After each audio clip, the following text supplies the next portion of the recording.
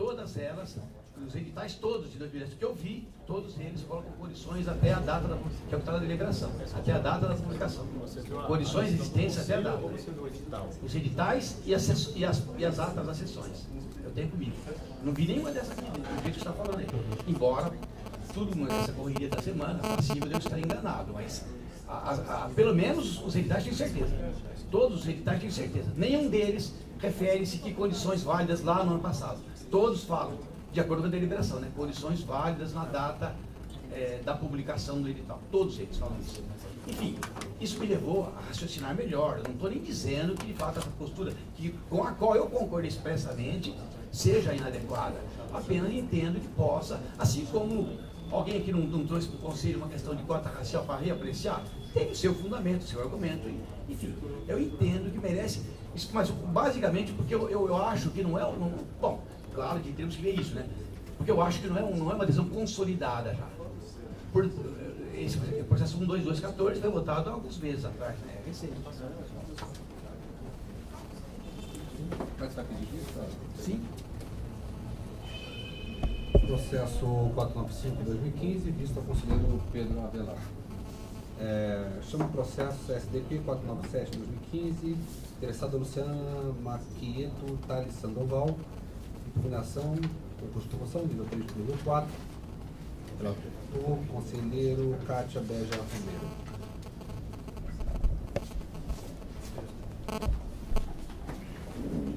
O voto já foi compartilhado, chegou ontem no final do dia, hoje de manhã. Só pedir para a secretaria, acho que aproveitando que estamos no mês da mulher, né, constar sempre, no caso da nossa conselheira, relatora e conselheira, né, que não é nenhum erro da secretaria, é um equívoco, porque sempre a gente coloca. mas constar, enfim, a palavra conselheira. É um recurso apresentado pela candidata Luciana Maquieto Thales Sandoval ao concurso de promoção do nível 3 para o 4. O resultado foi publicado em 7 de março. Na verdade, ela também a impugnação dela se volta contra a classificação dela na lista de antiguidade. De alguma forma se assemelha um pouco com a impugnação do defensor público João Henrique. Eu acabei no voto não entrando no mérito da questão se é erro material ou não. Eu entendi que seria necessária uma diligência, então é a minha proposta no voto converter o processo de diligência para duas finalidades. A primeira, que seja aposta aqui pela Secretaria do Conselho uma certidão sobre a existência, se houve ou não impugnação dessa lista. Porque se não houve impugnação da lista, aplicando o mesmo critério adotado no caso do defensor João, a preclusão e não teria que se atentar mais nada em relação à impugnação. E o outro aspecto, ela traz o seguinte: ela tá classificada, a última promoção dela foi em outubro de 2010. Só que ela está inserida na lista depois de todos os promovidos, inclusive no ano de 2012. Então, os defensores promovidos no ano de 2011 e no ano de 2012 estão anteriormente a ela classificados. Agora, tem uma questão, existe uma hipótese na lei orgânica da Defensoria Pública que afasta para todos os fins o cômputo do tempo de serviço, que é aquele período de fruição da licença para tratamento de bens de interesses pessoais, interesses particulares. Então, também não existe nos autos a informação de ter havido esse desconto. A tabela hoje ela não traz mais aquela última coluna que mencionava algum tempo atrás, eu me lembro que isso acontecia, do tempo de desconto. Então, a segunda diligência é no sentido de se consultar o DRH para que também informe se houve algum afastamento nesse sentido. Obrigado, conselheira Kátia. Eles concordam com as diligências propostas. Permaneço por questão. Aprovada as diligências. Chamo as exceções, agora são duas. exceção. Tem duas exceções. Chegou agora a exceção tem que julgar. Eu sei, chegou. Chegou agora. É uma exceção da Exceção da exceção. São excepcionalíssimas. Não, tem uma inversão antes da. A gente tem essa exceção, eu me comprometi a votar Só no final. senhor presidente, enquanto vocês estão discutindo aí o processo de sala, eu estava conversando com o conselheiro Bessa aqui a respeito do concurso de promoção do nível 2 para o nível 3 2015. Qual é o problema? Na vontade de fazer a coisa acelerar, nós produzimos documentos aqui, no concurso de promoção, que dizem respeito a uma lista de antiguidade desatualizada, porque em sendo julgado definitivamente todas as impugnações, e sendo promovido o 2 para o 3 2014, o 2 para o 3 2015 requer uma instrumentalização que não tem aqui. Por exemplo, quem são os colegas que compõem a primeira e quinta parte? Vai modificar necessariamente, porque haverá uma promoção automática. A lista de antiguidade, haverá uma promoção, todos os elementos. Então, assim, se me permite, senhor presidente, talvez eu tenha que fazer uma reprodução probatória após o julgamento. A lista está atrasada. A lista está atrasada, vocês dois estão Porque a gente não votou ainda. Foi uma corregedoria da certidão de colégio que já está promovida. Vai ser promovida. É que assim, só uma coisa. Concurso de promoção em 2015, a gente tinha combinado de segurar. Não, e não votar, ué. Mas, Luiz, como é que eu vou votar o outro do colega fulano se ele foi promovido no passado? Então, o Luiz Eduardo. Só para assim, todos os documentos que foram juntados nos processos terão que ser atualizados, entendeu? É isso que eu estou falando, e para não dar, para não haja demora, está pensando em fazer o seguinte: o processo mãe só, né, os apesos milhares que tem, deixar os autos na secretaria. Tão logo ocorra a votação e publicação oficial da lista de promovidos, seja refeita a documentação com relação aos inscritos, por merecimento de atividade e a questão da corregedoria, afirmando que não há procedimentos disciplinares contra as pessoas e tal. Senão o documento que está aqui é inservível para fins de promoção. Aconteceu isso no 4, 5, eu tive dificuldade de fazer o quê? Realmente a certidão, até contei isso no voto, a certidão da primeira quinta parte da lista constava gente que foi promovida depois de ser iniciado foi promovido. E o que eu fiz? Não, diligenciei não, exatamente, peguei quem foram os promovidos do anterior, excluí, reanalisei a primeira e quinta parte, na verdade, porque tem um número que é o número de pessoas, só excluí daqueles que foram promovidos, eu cheguei nessa quinta parte. Agora, com relação à corregedoria, tem que ter de todos os inscritos. Se eles foram posteriormente excluídos pelo fato de serem promovidos, simplesmente está fora. Mas assim, Não, mas aí qual tá. que é assim, com relação... Não, é simples, nós estamos brigando por coisa simples, olha. Não, mas aí tá, tem prazo para impugnação, Beto. Mas o Tem prazo Luiz e para Wagner, impugnação.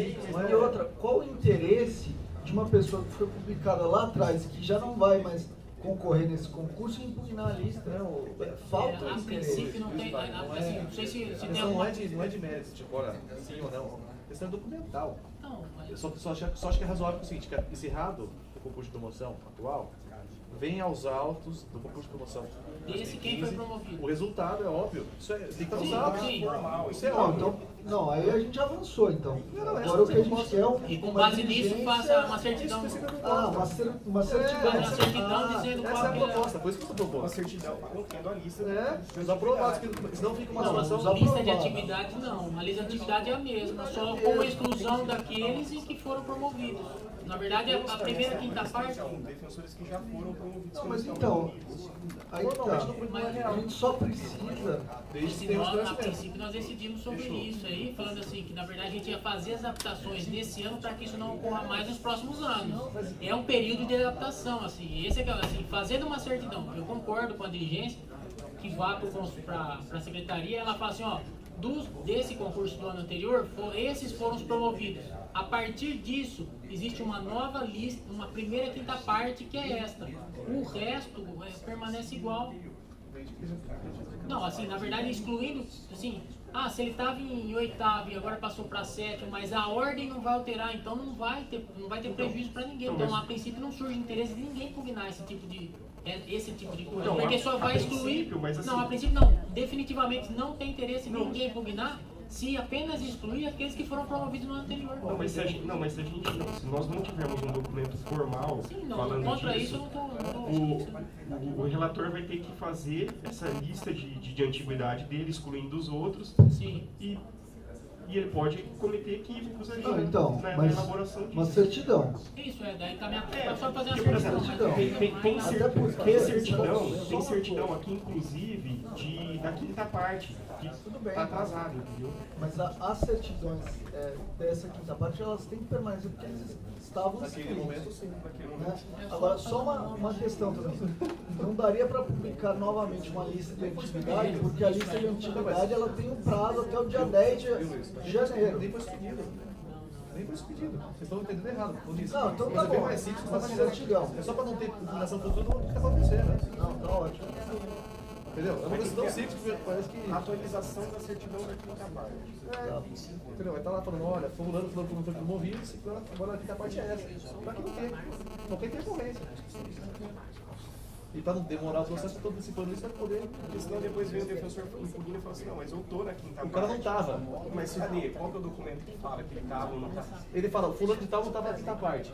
Quer ver? Lógico que tem interesse. Ó, fulano, fulano de... tá bom, tá beleza. Não precisa convencer. Não, assim. Assim, por exemplo, pode questionar. Fulano de tal não estava na quinta parte. Mas estava porque foi promovido. Nesse aspecto não tem projeto, tem que fazer a certidão com ele. Pode ser, senhor presidente? Pode. Não, assim, pra gente que está discutindo, eu acho que tem, eu acho que é razoável, isso deve ser feito em todos. Só para explicar, senhor presidente. Só para explicar o encaminhamento. Com relação aos concursos de promoção, nível 2015, seja nível 2 por 3, 3 por 4, 4 por 5. Só do 1 por 2 que não. Só do 1 por 2 que não? Você vai 2 por 3, 3 por 4, 4 por 5. O problema é, como nós temos concursos atrasados, as listas de antiguidade, as quintas partes dos defensores sofrem alteração tão logo sejam julgados os concursos de promoção anteriores.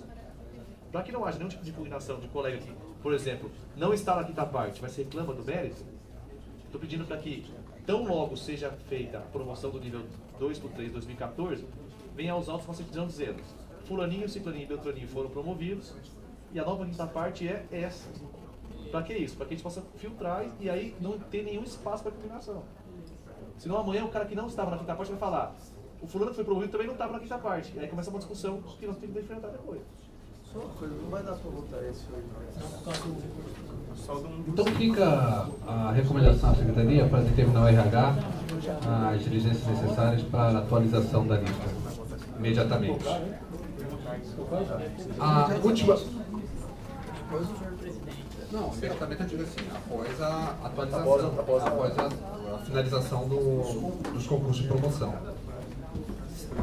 A última inversão, CSDP 498, interessado EDEP, assume pedido de afastamento para participação no curso de defensores públicos. Não é isso ainda. Com atuação na infância e juventude no Cipó Guerreiro. Vai ser realizado no dia 27 de março de 2015. Relator, conselheiro Pedro Antônio de Avelar. Esse como exceção lá no primeiro, daquele... É o 484, senhor presidente? Não, aquela exceção primeiro que você colocou era o 498. Minha idade não lembro mais. Não, você tinha colocado com exceção, mas na verdade era inversão. Ele Ah, constava o na primeiro? pauta. Não. Estava na pauta. Desculpa, é tão longa a pauta, eu não tinha me atentado. Tudo bem, não tem problema, senhor conselheiro. Vamos então à exceção. Qual que é? 502. Processo 502-2015, interessado EDEP, pedido de afastamento para participação no lançamento da revista Defensoria Pública, Habitação e Urbanismo. Relator conselheiro Bruno Dias Napolitano, com a palavra. Bom, recebi expediente durante a sessão, justificada a chegada dele de forma tardia, em razão da EDEP ter recebido as informações sobre os defensores encaminhados pelo núcleo de habitação em data recente, sem ter tempo hábil de encaminhar anteriormente. Da análise dos documentos e da lista aqui de defensores e servidores, a gente identifica que não há documentação hábil para aprovação do afastamento dos servidores. São 3 servidores: Marco Antônio de Oliveira Branco, de Araçatuba; Cristina Pereira de Oliveira, Guarulhos; Mariana Portugal Bonal, Itapetininga. Em relação aos defensores, também não foi identificada a documentação adequada dos defensores Leandro de Castro Silva, Alessandro Valério Folador, Marcelo Martiniano de Oliveira, Vanessa Chalegre, Vinícius Conceição Silva e Silva. Em relação ao defensor público José Henrique Jacó Olim Matos, salvo o melhor juízo, a documentação reclama uma atuação da nossa terceira subdefensoria, na medida em que o interessado disse que ele estava se autorizando o afastamento dele mesmo do cargo.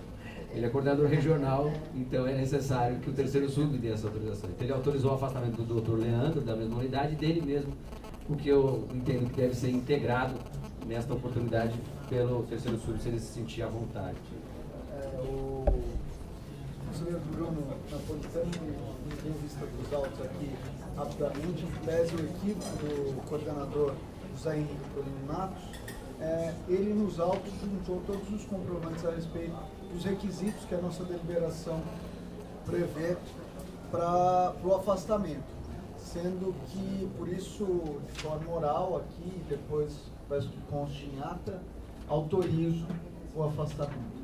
Mas importa a finalidade. Parabéns, senhor terceiro sub. Então, a razão pela qual eu deixo de incluir o Dr. José Henrique Jacó Molino na lista de irregularidades. Voto, portanto, pelo afastamento dos demais defensores. O curso será dia 8 de abril, aqui em São Paulo, com previsão de diária para esses defensores, já que se trata de curso da EDEP. E não havia sessão semana que vem, por isso foi solicitada a inversão. É isso. Só para saber, quais documentos são, que eu acho que não dá tempo, né, da diligência, porque a semana que vem vai ter... Não. Diligência não, né, no caso deles reiterarem o pedido por questão do tempo do exemplo. Dia 8 não será quarta? Que é uma sexta? Não, acho que é quinta, né? A sessão é quinta. Que é um evento promovido pela EDEP, né? E acho que é só um, penso de todos os interessados, só um que vai poder participar. Não. Tem um monte de... Eu só li os que não vão participar. Entendi. Não vão participar 1, 2, 3, 4 e 5. Participaram 1, 2, 3, 4, 5, 6, 7. Obrigado, conselheiro Bruno. Aqueles que concordam com o voto, permaneçam como estão. Aprovado, então, os afastamentos. Chama agora, na ordem do dia, CSDP 1172/09, interessado segundo Subdefensor Público Geral, proposta de edição do Código de Ética. Relator, conselheiro Luiz Gustavo Fontanete Alves da Silva.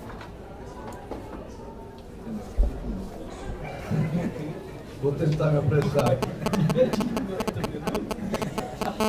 Não, gente, na verdade, eu até mandei a todos no começo da sessão a tabela com as manifestações que nós recebemos. Foram pouquíssimas manifestações, na verdade foram 8 manifestações apenas, mas enfim, elas já estão tabuladas e agora, pela deliberação que a gente tinha tomado, a gente vai prosseguir para marcar um evento, né, com os defensores, enfim, todos que quiserem participar, para debater de forma pública o Código de Ética. A gente está vendo, antes de trazer a data, eu só quis trazer porque acabou essa semana o prazo, então eu já trouxe para vocês. E agora a gente vai marcar dentro de 30 dias esse evento, né? Eram 30 dias da consulta e 30 dias do evento que a gente tinha combinado. Semana que vem a gente vê as datas do auditório e já marcamos esse evento, tá bom? É só isso. Obrigado pelo informe, conselheiro Luiz Gustavo. Os 6 minutos que restam. Chamo o CSDP 112/2013, interessado Fabiano Brandão Majorana.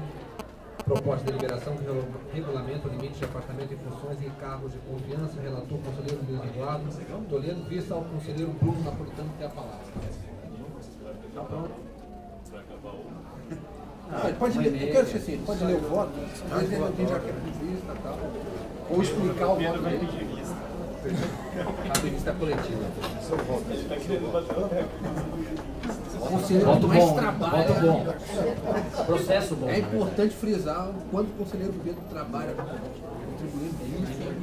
Na cidade a gente não dorme mais. Tá novo, agora com a PEC da Bengala poderemos contar com essa contribuição há muito tempo aí.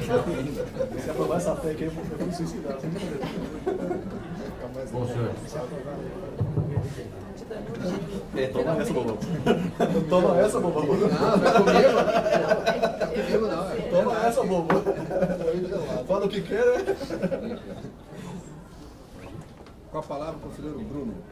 Trata-se de processo instaurado por provocação do excelentíssimo defensor público Fabiano Brandão Majorana, que propõe a aprovação de proposição legislativa que objetiva limitar a 8 anos o tempo de afastamento total ou parcial de defensores públicos e servidores em funções e cargos de confiança. Não. Terminei na calada da noite. Manda pra Sara. Sara, você manda pra eles, por favor? Conselheiro solteiro, quinta-noite, se dedicando ao processo. Frisar aí. Tá gravando isso aí.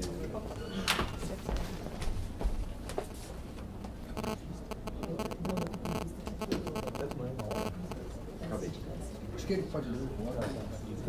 Só dar uma aquecidinha. Quero limpar a chapa lá da secretaria. Então, proposição legislativa que objetiva limitar o afastamento a 8 anos, total ou parcial de defensores públicos e servidores em funções e cargos de confiança. Em síntese, o proponente fundamenta sua proposta na formatação da Lei Complementar 988 de 2006, que prestigia a participação democrática, devendo ser garantida a igualdade de oportunidades dos membros e servidores nos processos decisórios. Ainda segundo o autor da proposta, a norma caminharia ao encontro da necessidade de retorno à atividade fim pelo defensor público, na medida em que ela propicia a vivência direta e próxima aos usuários, assim como a atuação no serviço público prestado pela instituição.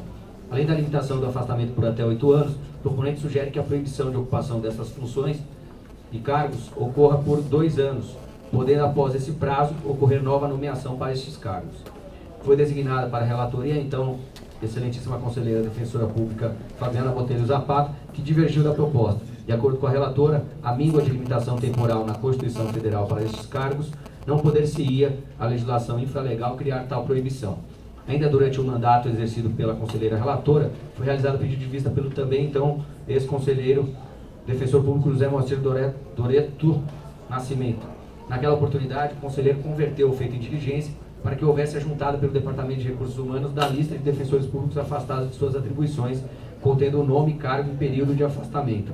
Após a diligência, o então conselheiro proferiu o voto vista, acolhendo a proposta inaugural apresentada pelo proponente a este Conselho Superior.